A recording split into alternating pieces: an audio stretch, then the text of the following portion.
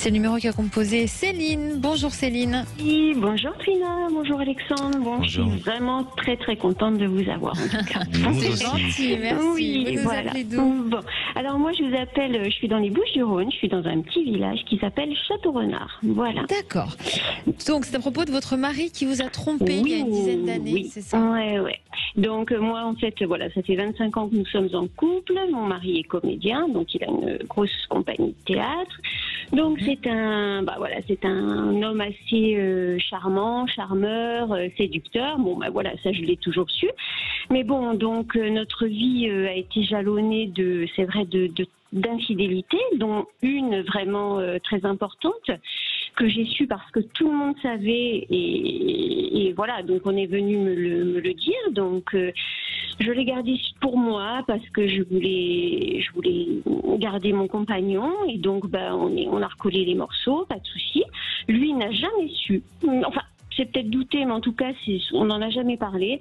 Et un beau jour, parce qu'il a été un peu lassé forcément de mes suspicions, de ma jalousie, de ma méfiance et de mon manque de confiance envers lui.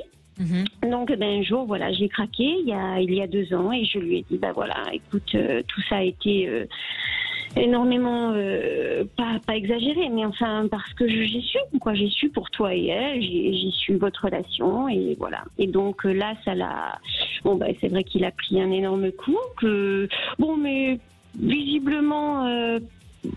Il assume, il a assumé. Il a tout le temps assumé, m'a-t-il dit. Donc voilà. Je me suis fait en fait. Bon, c'est quelqu'un qui analyse beaucoup, qui a fait un gros travail sur lui, donc qui fait beaucoup de méditation maintenant, qui fait beaucoup de choses. Donc, si vous voulez, c'est apparu sur notre chemin de vie. C'est certainement que ça devait arriver. Je l'ai su. Je me suis fait plus de mal à moi-même. Enfin voilà, vous voyez ce que je veux dire. Oui. Mais bon, donc voilà. Quoi qu'il en soit, là. Malheureusement, il a été confiné, donc c'est vrai que moi, tout va bien parce qu'il voit. Non, c'est horrible ce que je dis, mais il voit très peu de gens et donc je suis à peu près sereine.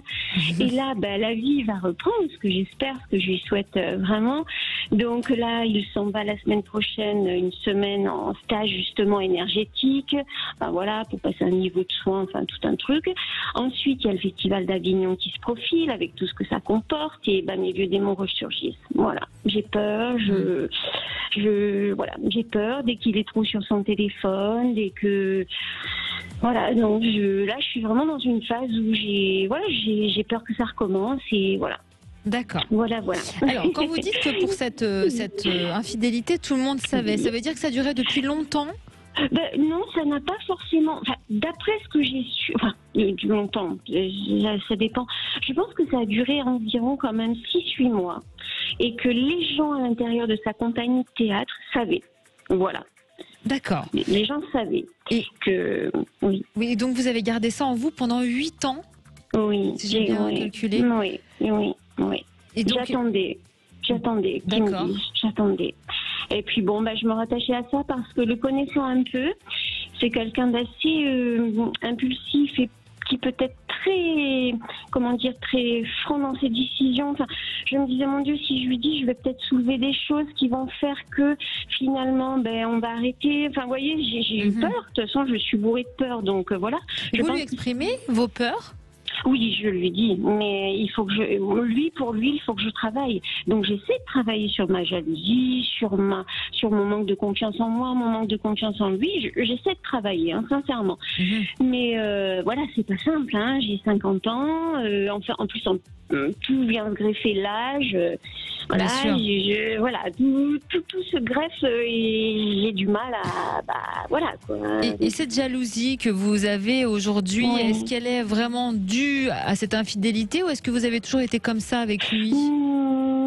Non, ça a été vraiment provoqué. Disons que non, parce que c'est pas une jalousie, dévorante ou je vais pas faire. C'est une peur. Exactement. Je suis pas du tout jalouse hystérique, pas du tout. D'accord. Donc là, lui, il vous rassure quand même un peu avec le festival d'Avignon qui va reprendre tout ça. Il vous rassure? Oui, il me rassure. Il me dit, puis là, il me dit, mais je suis là. Il me dit, ça fait 1 an que je suis là. Il me dit, tu vois bien.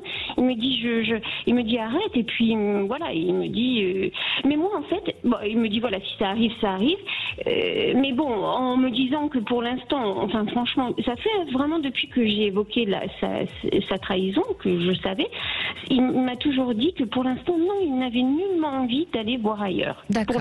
Voilà, ça il me l'avait dit. Bon, on n'a pas vraiment reparlé de ce sujet, mais en tout cas, voilà, j'ai peur. Ça se comprend, ça se comprend. Oui, forcément, quand on a été victime d'une infidélité, ça se comprend. Alexandre, comment s'annonce la suite selon Effectivement. vous? Eh bien, déjà, pour moi, vous l'aimez beaucoup, cet homme. Oh là là, parce que vous avez, vous avez accepté, vous avez accepté beaucoup de choses, et donc c'est une réelle preuve d'amour. Ensuite, je pense que vous avez traversé ensemble des épreuves, des périodes qui n'ont pas toujours été faciles, et c'est ce qui vous a permis ensemble de vous rapprocher, de vous unir et d'avancer aussi dans la vie. Et c'est pour ça que, au-delà de l'homme, c'est aussi votre histoire. C'est votre histoire qui vous a construit à tous les deux. Et aujourd'hui, cet homme a besoin un peu de s'évader. Alors, je ne suis pas en train de dire qu'il faut tout excuser et que l'évasion doit se faire par l'infidélité. Non, pas du tout.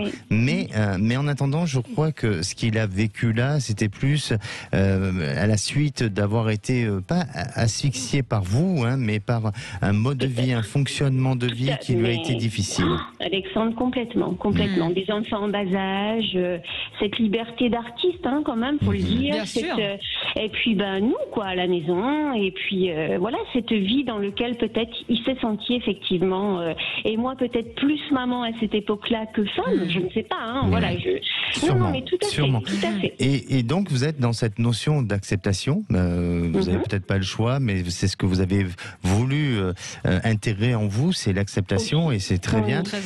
Et c'est très honorable. Et c'est pour ça que je pense que votre mari, lui, sent qu'il a une vraie personne à côté qui a de la valeur.